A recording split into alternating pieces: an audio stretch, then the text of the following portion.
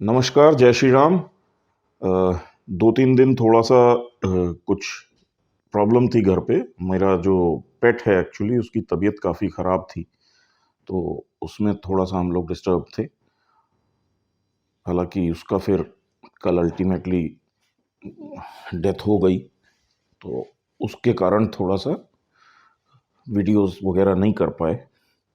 ख़ैर आते हैं, तो मैंने जैसा पहले से बोलता आ रहा हूँ, लिखता आ रहा हूँ फ़ेसबुक पे भी काफ़ी समय से कि 2024 काफ़ी बड़े परिवर्तनों का साल है और बहुत उठा-पटक इस साल में हम लोगों को दिखाई देगी। और अचानक साल की शुरुआत होते ही आप देखें तो उड़ता तीर लेने वाला जो एक कॉन्सेप्ट होता है, तो वो शुरू हो चुका है। मालदीव्स ने लिया, बैठे-बिठाए पंगा लिया और आज बर्बादी की हालत है। उनकी हालत ऐसी हो गई है कि उनका राष्ट्रपति अब चीन में बैठा हुआ है। हालाँकि जिनपिंग से उसकी मुलाकात हो नहीं पा रही है और वो डिफरेंट जो वहाँ के प्रोविंसेस हैं, स्टेट्स हैं चाइना के, उनके लीडर्स से मिल रहा है बैठ कर के और चाइना से भीख माँग रहा है कि टूरिस्ट भेज दो। जबकि चाइना में खुद वैसा ही एक कैंपेन चला रखा है वहाँ की गवर्नमेंट ने, जैसा मोदी जी चला रहे हैं कि डोमेस्टिक टूरिज़्म को बढ़ावा देना चाहिए और इंडियन लोगों को बाहर जाकर के विदेशों में घूमने की क्या ज़रूरत है, इंडिया के अंदर ही बहुत सारी डेस्टिनेशंस हैं घूमने की। कुछ वैसा ही कॉन्सेप्ट चाइना में भी प्रमोट किया जा रहा है कि जहाँ वो बोलते हैं कि चाइनीज़ सिटीज़न फ़ॉरेन में ना जाएँ और चाइनीज़ टूरिस्ट प्लेसेस जो हैं, वहाँ पे विज़िट करें। तो जब ये माहौल चाइना में भी बना हुआ है, इंडिया में भी बना हुआ है कि वहाँ के लोग लोकल टूरिज़्म को प्रमोट करें और लोकल जगहों पे जाएँ। ऐसे में मालदीव्स जैसे जो लोग हैं, जो देश हैं, जिनकी कि 75% तक जीडीपी टूरिज़्म पे डिपेंड करती है, उनको तो बहुत सोच समझ के बिहेव करना चाहिए था और उन्होंने बदतमीज़ी कर ली। और ये जो क्या है कि जिहाद का कीड़ा जब दिमाग में चलता है, तो लोग ऐसी हरकतें करते हैं और वो इन्होंने करके दिखाई। बहरहाल उनका जो होगा वो भुगतेंगे। बहुत तेज़ी से मतलब इनको लॉसेस हो रहे हैं। करीब 10 से 12 फ्लाइट्स डेली की इंडिया से माले इंटरनेशनल एयरपोर्ट के लिए होती थी मालदीव्स के लिए, जिसमें से 4 से 5 फ्लाइट्स तो अकेले मुंबई से होती थी। अब उनमें भारी गिरावट दिखाई दे रही है, 30 से 40% तक की बुकिंग्स कैंसल हो रही हैं। तो अ, एक और जो टूर इंडस्ट्री है, उनका कहना है कि पहले ऐज़ अ एक्सपेक्टेशन था कि 12 फ्लाइट्स जो हैं डायरेक्ट इंडिया से मालदीव्स की, ये अगले 2-3 साल में बढ़ के 20 हो जाएँगी। अब इनका कहना है कि अब ऐसा लग रहा है कि ये 5 या 6 फ्लाइट्स ही रह जाएँगी, 12 से कम होकर के, बढ़ने की तो संभावना बिल्कुल रह नहीं गई है। बहुत नेगेटिव सेंटीमेंट बन चुका है और पब्लिक भी जो है, बहुत तेज़ी से अपने रिसॉर्ट वगैरह के कैंसलेशंस कर रही है। तो मालदीव्स ने एक लॉन्ग टर्म के लिए अपने लिए एक बहुत बड़ा नुकसान मोल ले लिया है और जितना ये बॉयकॉट मालदीव्स का मामला चल रहा है, उतना आज की डेट में सोशल मीडिया पे मालदीव्स और उनके जो एक रेडिकलाइज्ड कट्टर इस्लामी पॉपुलेशन है, उनके किस्से कहानियाँ सामने आ रहे हैं। जैसे कि किसी ने एक किस्सा लिखा कि एक रिसॉर्ट में उन लोगों ने फ़ेमस किसी ब्रिटिश आर्टिस्ट से कुछ मूर्तियाँ बनवा के लगाई थी, रिसॉर्ट को सुंदर बनाने के लिए और वहाँ के प्रेसिडेंट ने लोगों को उकसा करके उस रिसॉर्ट के अंदर तोड़-फोड़ करवा के और वो मूर्तियाँ तोड़वा दी क्योंकि इस्लाम में मूर्तियाँ अलाउड नहीं हैं। तो इस टाइप के किस्से भी अब सामने आ रहे हैं कि कितने ज़्यादा ये लोग रेडिकल हैं। तो बहुत सारी चीज़ें, किस्से, कहानियाँ सामने आने लगे हैं, जैसे कि इनकी लोकल करेंसी के बजाय ये रिसॉर्ट वाले जो हैं, ये डॉलर्स की डिमांड करते हैं कि सारी पेमेंट आप लोग डॉलर में करें। तो इस टाइप के बहुत सारे मामले सामने आ रहे हैं, 10 से 12 डॉलर तक में एक-एक पानी की बॉटल देते हैं। तो अब मालदीव्स के लिए मुसीबत बढ़ती जा रही है क्योंकि इनका जो एक काला चेहरा है, इनके जो इस्लामिक कट्टरपंथी हैं, वो सामने आ रहा है। अब किसी इंडियन ने शेयर किया, उसने लिखा कि एयरपोर्ट पे तलाशी वगैरह, चेकिंग वगैरह हुई तो उसकी जेब में कोई कॉइन था, सिक्का था, और उस सिक्के पे लक्ष्मी जी की वो बनी हुई थी, मूर्ति या फोटो बनी हुई थी। तो उसको लेकर के इन लोगों ने बखेड़ा किया कि ये सिक्का अलग करिए और इसको फेंकिए, ये है इस्लाम के खिलाफ है और ऐसा है वैसा है। तो ये इस टाइप का इंटॉलरेंट और मतलब रेडिकल रुख है इनका। ये भी किस्से सामने आ रहे हैं कि आईएसआईएस में जो भर्ती हुई, वो मालदीव से 250 लोग गए थे। अब सिर्फ 5 लाख की पॉपुलेशन है मालदीव्स की, और उसमें से 250 लोग अगर ऐसे निकल आए जो आईएसआईएस में तक चले गए, तो उससे ये भी अब सामने आ रहा है कि ऑलमोस्ट टेररिस्ट नेशन बन चुका है मालदीव्स। और कोई ताज्जुब नहीं है कि आगे चल के इंडिया इनको अब एफएटीएफ में भी पहुंचवा दे, और अगर एफएटीएफ की ग्रे लिस्ट में चले गए तो उसके बाद इनकी हालत पाकिस्तान से भी बदतर होने वाली है। भीख मांगने वाली स्थिति में आ जाएंगे, पीने को पानी और खाने को अनाज भी नहीं होगा इनके पास। तो ये स्थिति इन्होंने बना ली है सिर्फ अपने कट्टरपंथ से। अब आते हैं पाकिस्तान के ऊपर। तो पाकिस्तान तो एक कॉमेडी देश है, इनका कुछ समझ में आता नहीं है।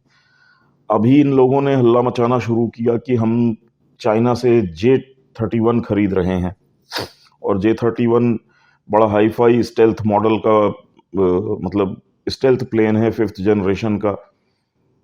अब पूरा खुशी की लहर दौड़ गई पाकिस्तान में कि जो J-31 आ जाएगा। बाद में पता चला कि 2033 तक इसकी डिलीवरी हो पाएगी। अब J-31 जो प्लेन है, वो एक्चुअली चाइना खुद यूज नहीं करता है। चाइना जो यूज करता है वो J-20 है। J-31 उन्होंने बना के रखा हुआ है बेचने के लिए, और उसको खरीदता कोई नहीं है, क्योंकि वो प्लेन भी वाहियात है, जैसे इनके पास JF-17 है उसी टाइप का। तो और अब सवाल उठ रहा है कि तुम्हारे पास पैसे कहाँ से आएंगे इसको खरीदने के। बहरहाल वो पाकिस्तानी है, लफाजी कर देते हैं कुछ भी। इसको हम लोगों को बहुत सीरियस लेना नहीं चाहिए, क्योंकि ना इनके पास प्लेन खरीदने के पैसे हैं, ना उसे उड़ाने के लिए तेल खरीदने के पैसे हैं। और असीम मुनीर बोल रहे हैं कि हमारा बुरा टाइम जो है वो अब ख़त्म हो गया है और बस अच्छे दिन आने वाले हैं। पता नहीं कहाँ से आने वाले हैं, इनको किसने बता दिया है। 15-16 बिलियन डॉलर इनको अभी अप्रैल जून तक कर्जे देने हैं वापस दुनिया के, और इनके पास ना पैसे हैं ना पैसे मिलने के कोई चांस है। अमेरिका से भी ये भीख मांग के आ चुके हैं, लेकिन अभी तक अमेरिका की तरफ से कुछ हुआ नहीं। हालांकि कुछ खबरें ऐसी उड़ाई गई हैं कि अमेरिका वापस पाकिस्तान आ रहा है और बलूचिस्तान में बेस बनाएगा और ऐसा होगा वैसा होगा, लेकिन मुझे पर्सनली ऐसा लगता नहीं है कि अमेरिकन आर्मी या पेंटागन ऐसी बेवकूफ़ी दोबारा करेगा कि वो दोबारा पाकिस्तान के अंदर बेस बना के बैठे। मतलब ये अफगानिस्तान में बैठे थे तो पाकिस्तान ने इनको बुरी तरीके से लूटा था, ये पाकिस्तान के अंदर बैठ जाएंगे तो पाकिस्तानी इनका क्या हाल करेंगे, सोच से परे है। दूसरा, कोई ऐसा इमीडिएट बेनिफिट अमेरिका को है नहीं यहाँ बैठने का, और उल्टा अगर पाकिस्तान में आकर के अमेरिका बैठ जाता है तो भारत के साथ जो उनके संबंध अभी तनावपूर्ण हैं वो और बिगड़ जाएंगे अमेरिका के। और अमेरिका ये गलती करेगा नहीं, क्योंकि अमेरिकन जो बिजनेसेस हैं और जो इंडस्ट्री है पूरी की पूरी इस समय भारत के साथ अलाइन होकर के चल रही है। उन्होंने भारी इन्वेस्टमेंट्स इंडिया में करने शुरू कर दिए हैं, काफ़ी इन्वेस्टमेंट्स आ गया है और आगे बहुत सारा पाइपलाइन में। तो ऐसी हालत में उनकी जो बिजनेस और इंडस्ट्री है, क्योंकि वो सबसे मजबूत लॉबी होती है अमेरिका के अंदर, वहीं से सारे पॉलिटिशियंस को फंडिंग होती है और सब कुछ होता है। तो ये बिजनेस और इंडस्ट्री अपने इंटरेस्ट के खिलाफ ये कभी नहीं चाहेगी कि इंडिया के अगेंस्ट अमेरिका जा करके पाकिस्तान का सपोर्ट करने लगे। तो मुझको ऐसा लगता नहीं है कि अमेरिका कुछ करने वाला है। हाँ, पाकिस्तान को डिसमेंटल करना या तोड़ देना, उसको लेकर के सहमति बनाने में इंडिया को थोड़ी सी दिक्कत हो रही है। बाकी अगर आप देखें तो जो पेंटागन है, उनका पेंटागन की 2004 की एक रिपोर्ट है, उसके अगर नक्शे को देखेंगे तो उसमें मिडिल ईस्ट के रीड्राइंग ऑफ बाउंड्रीज करके एक रिपोर्ट थी। उसमें मिडिल ईस्ट का एक नक्शा उन्होंने बनाया था कि आगे चलकर देशों की ये बाउंड्रीज होंगी। उसमें पाकिस्तान के टुकड़े होने की पूरी प्रेडिक्शंस की गई हैं। और मिडिल ईस्ट में जो डिस्टर्बेंस इस समय शुरू हुआ है, वो ऐसा लग रहा है कि अगले 2-4 सालों में नई बाउंड्रीज और नए बॉर्डर्स के साथ ही सेटल होगा। तो वो एक दौर आ चुका है और वो एज पर अमेरिका के जो पेंटागन का प्रोजेक्शन है 2004 में किया हुआ, वही फाइनलाइज होता हुआ दिखाई दे रहा है। तो ऐसे में मुझे नहीं लगता है कि अमेरिका खुद आकर के पाकिस्तान का जो ये डिसइंटीग्रेशन होना है, ये जो टुकड़े होने हैं, उसको रोकने की कोशिश करेगा। और पाकिस्तान का डिसइंटीग्रेशन ऑलमोस्ट स्टार्ट हो चुका है। अगर आप देखें तो खैबर पख्तूनख्वा और बलूचिस्तान ऑलमोस्ट इनके कंट्रोल से बाहर हैं, दो सूबे, दो स्टेट्स। यहाँ पे इनकी आर्मी की बहुत ज़्यादा चलती नहीं है। और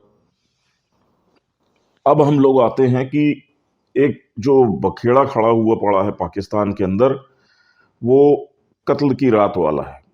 कत्ल की रात क्या है? तो ये इंसिडेंट्स एक्चुअली अजय बिसारिया जी थे, हमारे हाई कमिश्नर थे पाकिस्तान के अंदर, जब ये अभिनंदन वाला एपिसोड हुआ था, बालाकोट हुआ था। और बालाकोट के बाद पाकिस्तानी एयरफोर्स के प्लेन्स इंडिया की बाउंड्री के अंदर एंटर करने की कोशिश किए थे और जवाब में भारतीय मिग जो है वो पहुंचा था इनको भगाने के लिए। और उस प्लेन में से डॉग फाइट हुई थी पाकिस्तानी एयरफोर्स के साथ, जिसमें पाकिस्तान का एक F-16 डाउन किया गया था मिग-21 से, जिसको अभिनंदन चला रहे थे, और दूसरे प्लेन से मिग-21 को हिट किया गया था। अब उस समय पे हुआ ये था कि बाउंड्री के ऊपर अभिनंदन को इजेक्ट करना पड़ा था, और इजेक्ट करने के बाद उनका पैराशूट हवा के साथ पाकिस्तान की तरफ चला गया था। तो ये पाकिस्तान के आर्मी के हत्थे चढ़ गए थे, उनकी कस्टडी में आ गए थे। अब अजय बिसारिया जी के हिसाब से उनका कहना है कि उस समय पे इंडिया ने इनको 27 फरवरी की बात है मेरे ख्याल से, 27 और 28 के दरमियान में, तो रात को इंडिया की तरफ से इनको मैसेज मिल गया था कि अगले 24 या 48 घंटे के अंदर अगर अभिनंदन को आप वापस नहीं भेज देते हैं तो 9 मिसाइल्स इंडिया ने रेडी कर रखी थी पाकिस्तान के ऊपर फायर करने के लिए। और उसके बाद पाकिस्तान के अंदर हड़कंप मचा। इसको लेकर के अयाज सादिक जो पीपीपी के स्पीकर रह चुके थे, पीएमएलएन के, नवाज शरीफ की पार्टी के शायद, तो उसके टाइम पे वो स्पीकर थे उनके सेनेट के, उन्होंने बयान दिया था पार्लियामेंट में, एज ए स्पीकर नहीं, as an opposition leader, Imran Khan की जब गवर्नमेंट थी अभी, जब ये पूरा काम हुआ, तो उनका कहना था कि बाजवा और शाह महमूद कुरैशी मीटिंग में थे, और बाजवा, उनका कहने का इशारा तो यही था कि बाजवा की टांगें कांप रही थीं और माथे पे पसीना था, और उन्होंने बोला कि 9 बजे तक इंडिया अटैक कर देगा, हमको अभिनंदन को छोड़ देना चाहिए और उसको जाने देना चाहिए। तो वो स्टेटमेंट ही करीब करीब अजय बिसारिया जी ने अपनी बुक में मेंशन किया है कि 9 मिसाइल्स इंडिया की तरफ से लगी थी। इंडिया के कुछ सोर्सेस का भी कहना है कि 9 मिसाइल्स लगने के बाद अजीत डोवाल जी ने पाकिस्तान में अपने जो समकक्ष होंगे, जो एनएसए होंगे, या जो जिनसे भी बात होती होगी डोवाल साहब की प्रोटोकॉल के हिसाब से, तो उनसे बात की थी, उनको भी ये कम्युनिकेट किया था कि 9 मिसाइल्स तो हमने फायर करने के लिए रेडी कर दी हैं, और की टारगेट्स हमारे उस पे हैं, रेडार पे हैं, और आप समझ लो कि उसके बाद क्या होने वाला है। और इसके बाद पाकिस्तान में हंगामा हुआ, और अल्टीमेटली उन्होंने अभिनंदन को बिना किसी शर्त के, बिना किसी कंडीशन के, बिना किसी बहस के ला के चुपचाप भारत को हैंड ओवर कर दिया। तो इससे ये बात इस्टेब्लिश हो जाती है कि भारत ने 9 मिसाइल्स की एक इंस्टॉल मतलब एक्टिव कर दी थी और पूरा आर्म कर दी थी मिसाइल्स, और सारी तैयारी कर ली थी। अब पाकिस्तान में इसको लेकर के लीपापोती करने की कोशिश की जा रही है पाकिस्तान मीडिया की तरफ से कि वो जी हमने भी 9 मिसाइलें तैयार कर ली थी, ऐसा था। भाई अगर आपने कर ली थी तो आपने फिर अभिनंदन को छोड़ क्यों दिया? लड़ लेते, या आप कर लेते जो करना था कि इंडिया की मिसाइलें आएंगी, हम उनको काउंटर कर लेंगे, हम 9 मिसाइलें पलट के फायर कर देंगे इंडिया पे। आप वो रास्ता अडॉप्ट कर सकते थे, आपने डर के मारे छोड़ क्यों दिया अभिनंदन को? तो अब क्या है कि ये जो एक अजय बसारिया जी का बुक आई है, अभी ये रिलीज होनी है, मेरे ख्याल से 14 या 15 जनवरी को इसका वो है, लॉन्च है। इस बुक के आने के बाद और ये पूरा जो सिलसिला है, ये जो किस्सा है, ये सामने आने के बाद से पाकिस्तान के अंदर एक हंगामा मचा हुआ है और पाकिस्तान आर्मी की जो बची खुची इज्जत है पब्लिक की नज़र में, एक तरीके से वो भी मतलब धज्जियां उड़ने वाली स्थिति बन गई है। तो आगे चल करके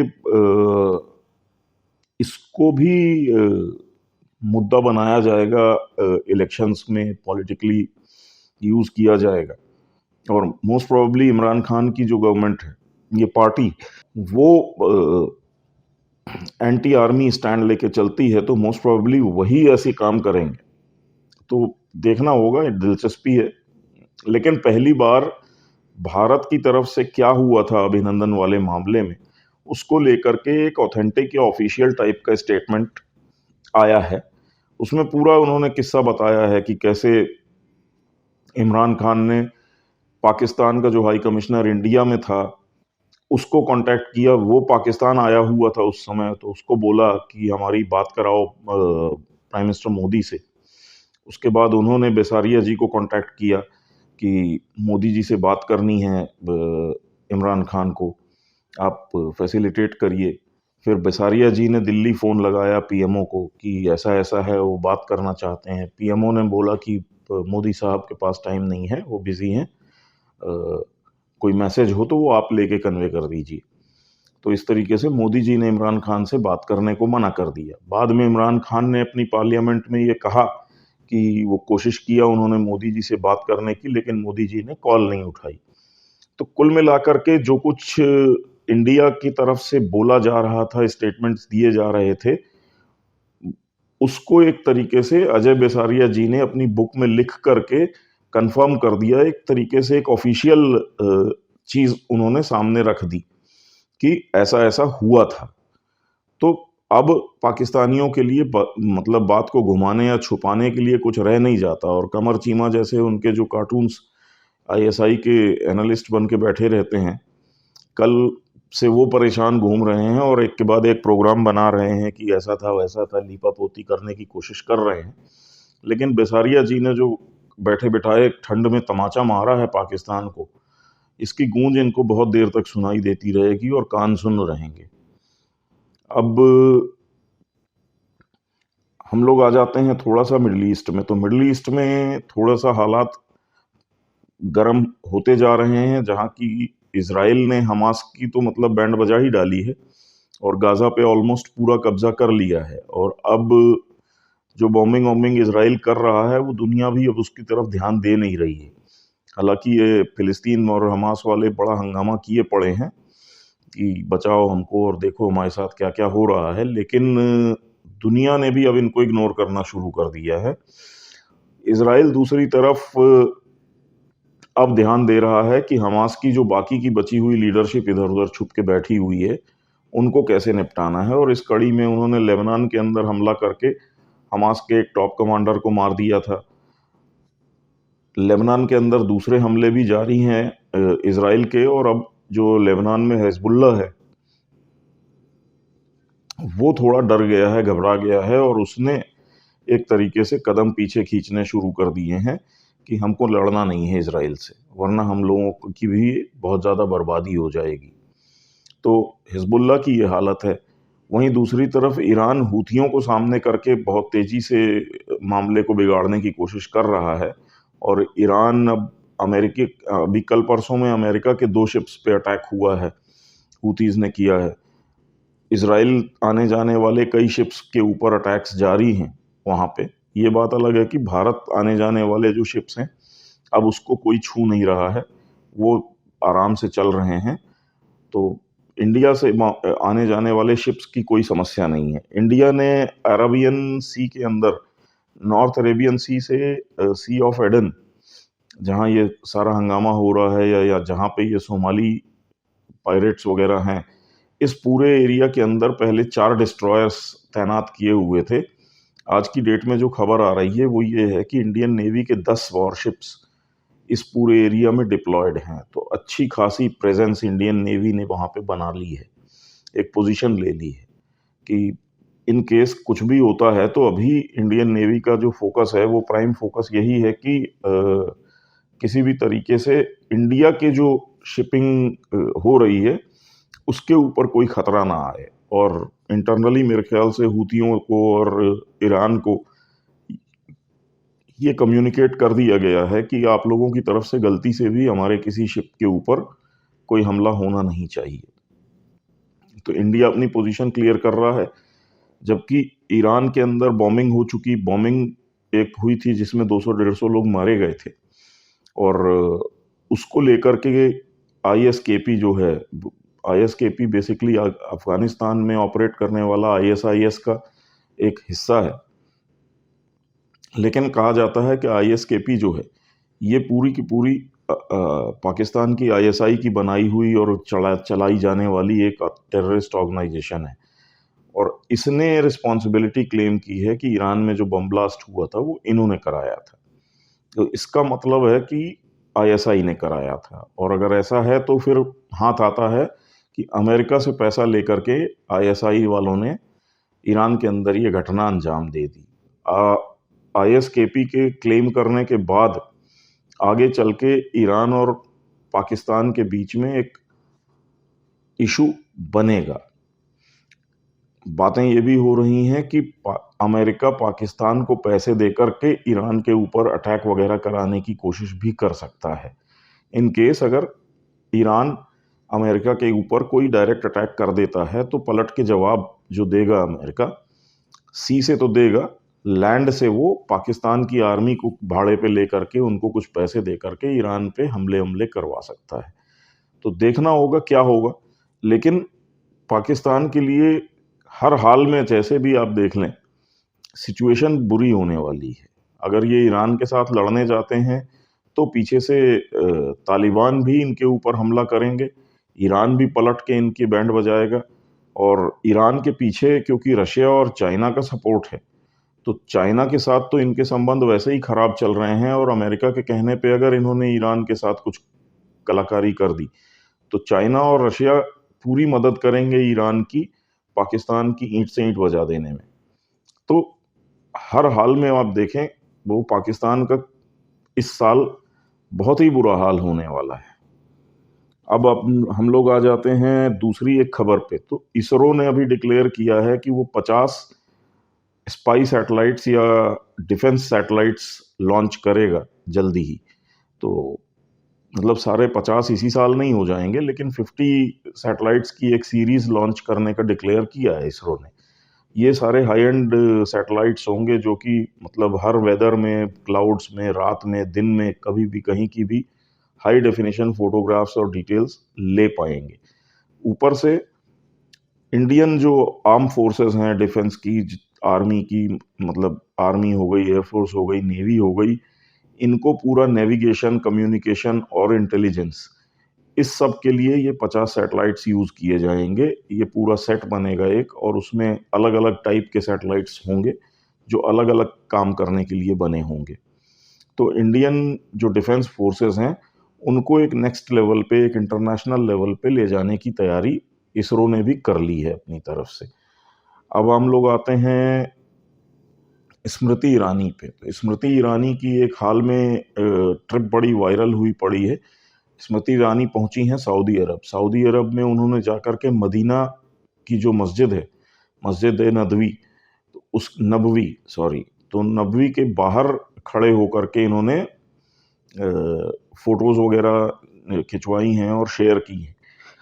अब उसमें आप देखें तो स्मृति ईरानी अपना मंगलसूत्र वगैरह पहन के, बिंदी लगा करके, और बिना सिर पे कोई पल्ला या हिजाब या स्कार्फ रखे, जैसे भारतीय महिला होती है साड़ी में, वो वैसे खड़ी होकर के उन्होंने फोटो खिंचवाई है।